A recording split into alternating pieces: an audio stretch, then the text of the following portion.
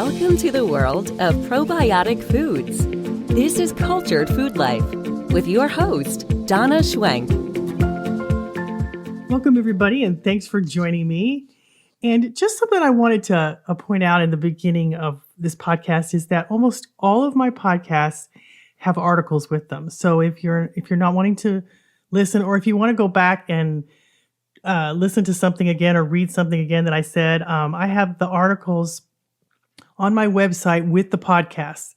So I put the links in the description below, and then you can find them easily that way. So if you're ever in the mood to read it instead of listening, or if you just want to go back and read it again or listen to it again, they're together. So I put them, and I try to do a podcast for every article that I write that some of them you can't really do just because it's a recipe. But most of the important health topics I do as podcast. And I just wanted to let you know that. So, and you can just head over to my website at culturedfoodlife.com, and you'll see in the menu bar at the top, you'll see different things you can click on, including, and on the main screen, you'll see the articles and you'll see the podcast. But I try to put them together on the same pages so that you can find them easily. So today we're going to be talking about IBD, Crohn's, ulcers, and cultured or fermented foods, which are the same thing. Some people call them fermented foods. Some people call them cultured. It's the same thing. So, but we're going to be talking a lot about this because I get a lot of emails about it. A lot of people are struggling with one of these ailments. And, I've seen cultured vegetables, kombucha, and kefir help so many things, but especially gastrointestinal problems and disorders. And I've witnessed this firsthand too. My son was healing from an ulcer, and it was causing him a lot of pain every time he ate. And he had moved before this happened, and we had moved closer to our children here in California. We wanted to be with them, and we were in Kansas City. And when I came here, he was having a lot of trouble with an ulcer, and he hadn't been having cultured foods and as regularly as he should. I mean, sometimes he would, but not on a regular basis. So we started him back on cultured foods every day, and he found that the healing process from kefir and kombucha for those people who have ulcers is very significant because of there's a special bacteria and yeast in kombucha that protects the gut lining by reducing the acids that damage the mucosal membrane. And it was found that it works so well that it even works as well as the prescription drug Prilosec in healing stomach ulcers. And I have research on that. I'm just not saying that. I have some research. So if you want to look at that research, go to the article, which I told you again is with the podcast. I'll put that link below. And I'll also put the references with this so you don't have to do that if you don't want to. So you can just click on the description. But cultured vegetables also played a big part in healing ulcers as well. Vitamin U, which is not really a vitamin, but it's a compound called S-methylmenion, is abundant in cultured cabbages and its juices. And it has been shown to successfully treat ulcerative colitis, acid reflux, and peptic ulcers. And kefir was something my son consumed every morning. And he also had kombucha and cultured vegetables, and which I call the trilogy, by the way. And it helped him heal in about 2 months.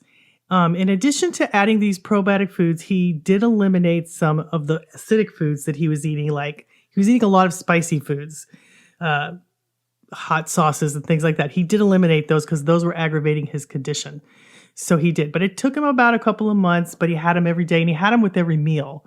Like he'd have kefir for breakfast, he'd have cultured vegetables, either with lunch or dinner, and sometimes he'd just have the juice. And then he also had kombucha every day, like 16 ounces, and it made all the difference. And he was really in a lot of pain before that, and it healed quite quickly, I thought. So, and I've seen this happen with a lot of people. So many years ago, when I first started teaching classes, I had a woman come up to me that had a granddaughter that was 2 months old that was just filled with ulcers, and she was very, very sick from all these things, and they were trying a lot of medications and things, and the mom started drinking kefir and also giving some kefir to the baby, and those ulcers healed so quickly that she was astounded, and that's why she had come to my class, because it had helped her daughter and her granddaughter so much. Now, let's talk about inflammatory bowel disease, which is IBD. And it's a term for two conditions, Crohn disease and ulcerative colitis. That's what IBD is. And they are all both characterized by chronic inflammation of the gastrointestinal or the GI tract. And our gut bacteria is constantly changing. So every time you eat a meal, you can negatively or positively affect your microbiome. It's not just what you eat, but the environment around you, the stress conditions, the things you're feeling and doing and thinking, certain medications and illnesses all affect our guts. Negative effects on our gut is known as dysbiosis, which means not living together. And our microbiome is working with us towards optimal health all the time. So when you have symptoms of these disruptions in your microbiome, things like bloating, belching, the urge to go to the bathroom a lot, constipation, cramping, diarrhea, food sensitivities, very foul-smelling bowels, and irritable bowel syndrome, skin conditions like acne, and then anxiety, fatigue, depression, and all manner of rashes that are, sometimes hives, things like that. That is all symptoms of an imbalance in the gut. Our digestive system forms a barrier between the outside world and our internal structures, which is very, very important. And Eli Metchnikoff won a Nobel Prize in 1908 for identifying a link between the digestive system and the immune system. His work demonstrates that by manipulating our intestinal microbiome with friendly bacteria, we can enhance our health and boost our immune system's healing power. There's a man named Jordan Rubin, who's the founder of Garden of Life products, and they are everywhere. They're in all the health food stores. It's a very big line of health food products. But before he ever started that, he had serious and debilitating Crohn's disease. I mean, it was severe. And in his book, The Raw Truth, he said he drank several quarts of kefir a day and took other probiotic foods and supplements to heal from this dreaded disease. And he had tried everything. He'd been to doctors all over the world trying to heal it, and he was just skin and bones. And that's what he did to heal. And his book is called The Raw Truth, if you want to read that story. He's got a lot of books, but that one specifically talked about it. And in clinical studies that they did in mouse models suggested that probiotics may reduce flare-ups and prevent complications of Crohn's or colitis. And more studies are needed, but using natural sources of prebiotics and probiotics such as kefir, cultured vegetables are a good choice. And also eating tons of prebiotics, which is the forms of fruits and vegetables, certain ones, and even supplements that really help your microbiome to grow and multiply. So prebiotics are fruits and vegetables, but also other supplements that allow the microbiome to grow and rapidly change the gut flora. And you can get those in natural food sources. And I'll put a link in the description below as to which prebiotics are the best and which ones that I recommend reading on a regular basis. In one study, 34 patients with mild to moderate ulcerative colitis who had not responded to conventional therapy underwent 6 weeks of treatments with a high-potency probiotic mixture containing 8 strains of probiotics, which many of these are found in cultured foods.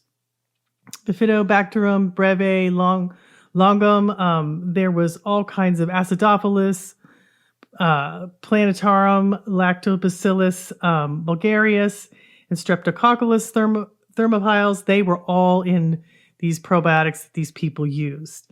And the outcome, which many of these are in cultured foods. And the outcome was very impressive. 77% of the participants responded favorably to the probiotic treatments, and there were none adverse effects from taking these probiotics. And let me explain to you about the difference between taking probiotic pills and probiotic foods. Often the probiotic pills can get killed in the stomach axis, so you have to take really, really high doses to get to the parts of the body where they're needed. But when you have probiotic foods or cultured foods, they have a protective halo around them that speeds, because they're in food, they're in the form of food. So they speed to the parts of the body where needed, and they don't get killed by the stomach acids quite like they do if they're a pill just sitting in the gut. And so they work very well. And I like probiotic supplements too. I just think you have to take, enormous amounts of them, and then you don't get as many benefits as you do from the cultured foods. Okay, so there was a Kefir trial with Crohn's disease in 2018, And what it showed was that consuming kefir will help symptoms in people who have Crohn's disease and really help to reduce inflammation. Patients with Crohn's disease were selected randomly to see the following treatment. So they got 400 milliliters a day of kefir twice a day for 4 weeks. The results determined that in patients using the kefir, there was a huge improvement in abdominal pain, bloating, and quality of life when compared with the control group in the last 2 weeks. The last two weeks of the trial was where they really saw the difference. And in terms of bloating and feeling good, when the symptom log data of the first 2 weeks compared to the last week with those patients with Crohn's disease was examined, they were found to have significant improvement. Now, I talked about prebiotics a little bit earlier, but I want to tell you about them again. Okay, prebiotics are fruits and vegetables and other substances found in food or supplements that support the growth and of probiotics in your digestive system. So they make your good bacteria grow. And what prebiotics do, they're like a fertilizer. They promote the growth, and the more variety of dietary fibers, which the body's own digestive juices and enzymes can efficiently break down, the bacteria does that for them. And the bacteria in the colon does its job by consuming these fibers and growing and multiplying. And you really want a diverse amount of good bacteria in your gut. And eating more cultured foods accomplishes this quite easily. But nothing can change the diet more than adding tons of foods and supplements to your diet that are prebiotic in nature. They just really change the gut. And they change it with every meal that you eat. William R. DiPaolo, he's a PhD, the director of the Center of Microbiome Scientists and Therapeutics at the University of Washington School of Medicine in Seattle, says, if you want to colonize and grow something, you plant seeds. And those seeds would be the probiotics. Prebiotics, in contrast, are the fertilizer that you put on your garden, says Dr. DiPaolo. They help healthy bacteria grow and thrive and maintain a stable population in your gut. And then he goes on to say people with IBD, like colitis, are more likely to have an out-of-balance microbiome, a condition known as dysbiosis. Then this may contribute to disease activity in the colon because of the deficiency of compounds that are actually produced by healthy bacteria called short-chain fatty acids. And I wrote a whole article and did a whole podcast on short-chain fatty acids, which you should really listen to. It's really life-changing. And short-chain fatty acids are one of the major molecules that regulate inflammation. And if you're struggling with inflammation, then you need to really learn more about this. And these short-chain fatty acids do this by enhancing the effects of a type of immune system known as a regulatory T cell that helps regulate pro-inflammatory T cells. And I said earlier, I've written so many articles about how the importance of short chain fatty acids are, and prebiotics are huge in treating inflammation. And I feel, nothing is more important than eating your fruits and veggies to help you control inflammation throughout your whole body. And learning about the trillions of microbes that help you with things like IBD and a myriad of other health problems, it will go a long way in helping you to have fruits and vegetables, especially green leafy vegetables, every day. Now, if you have IBD, then you need to learn about what's happening in your body that created the disease, because so many people just want to mask the problem, but there's a reason you have it. And in many, many cases, I see this over and over again. The trillions of microbes that live inside of you can assist you in finding a new balance and wellness. And wellness is your birthright. Claim it, focus on it, and find your way to wellness like never before. But find out why it happened. Find out what's going on, and you can assist your body to reduce that inflammation, to help nurture your microbiome and help your good bacteria and the good yeast in your gut grow and multiply. And then you'll look back and be thankful for the pain that brought you here. And that happens over and over again. I'm so thankful for the things that were hard on me, the ailments I got that just were devastating to me. But they really led me to a healthier life. And if without them, I wouldn't know the things that I do today. And that's the same for you. When you can discover why you have a problem instead of just masking the symptoms, it can be miraculous and change your life in such a great way. And, you and I are just these incredible creations and your body is designed to keep you well. You just forgotten how it all works. You just don't understand it. And if you start with what you put in your mouth, it can change everything for you. And it did for me. And I want to share that with you. Now, I have some great recipes that could make all the difference. But before I tell you about that, I want to tell you about a couple articles that if you want more information, these would be great ones for you to read. The first one that I mentioned before was short chain fatty acids in fermented foods. That's a really good one that will help explain and give you more information as to what's going on inside your body. The other one is prebiotics as important as probiotics. That's another article I've written. And I'm going to put both of those links in the description below because I think they'll really, really help you. Now, here are some recipes, and I'm going to put the recipe links for this in the description below as well for healing IBD. I'm going to give you the things that my son did. And he did lemon ginger kombucha was his favorite. Now, he drank some other kombuchas too, but this was the one he drank most often. And I want to explain why. Ginger is a very powerful medicine. I consume ginger often and found it to be very helpful and effective in healing anything gastrointestinal wise, anything that has to do with inflammation. Ginger is a great one to go to. So that was the one that he did the most often. The other one we have is the milk kefir pots. I love this. I put kefir in little pots so that everybody could just grab them out of the fridge instead of having a big jug of kefir, which I have all the time in my fridge. I made a little pot so that people just could take them and have them on the go, take them to work with them. They could just grab and go. And that is a super fun recipe. And I'll put that in the description below. Another recipe that he really liked was the blueberry kraut. And it's just an incredible thing. It's sauerkraut, but it has loads of blueberries in it. And it tastes like blueberries. And the juice is just as delicious as the kraut itself. And it's one of my family favorites, and it was one of his favorites. He loves this one. And it was very helpful in healing, and it was something he enjoyed eating. And I will put all of those in the description links below. They're delicious. And I have a million other recipes on my website, several hundred recipes that you can choose from, that you can pick and choose what you like. I encourage you to try to have kefir, kombucha, and cultured vegetables every day in small amounts. You don't have to make huge amounts. A cup of kefir is huge. You might want to start more slowly than starting with a cup. Start with fourth a cup, a half a cup, see how you do. Because what's going to happen is you're going to flood your body with billions of good bacteria, and it's going to go in and kill pathogens. It's going to remove things. And so there's going to be a little bit of a battle going on inside of you. So go slowly when you first start. And you might experience what they call a healing crisis because what it does is it kills things, candida, things like that. And so then the body gets overwhelmed because it has a lot of stuff to remove, debris and dead cells and dead bacteria cells that need to be removed from the body. So the body gets overwhelmed. And so then you might get constipated or diarrhea because it's can't eliminate it fast enough. And if you have that problem, I have more help on that too. It just takes a little bit of time to help remove that. And so if you need more information on that, we have the healing crisis in cultured foods, which you really want that. And I'll put that link in their description below too to help you. And so, a spoonful of cultured vegetables is a huge amount of good bacteria that's going to really help you. You don't need a whole lot of it. You can have more if you want, but that's a lot. Even just the juice is a lot of the cultured vegetables.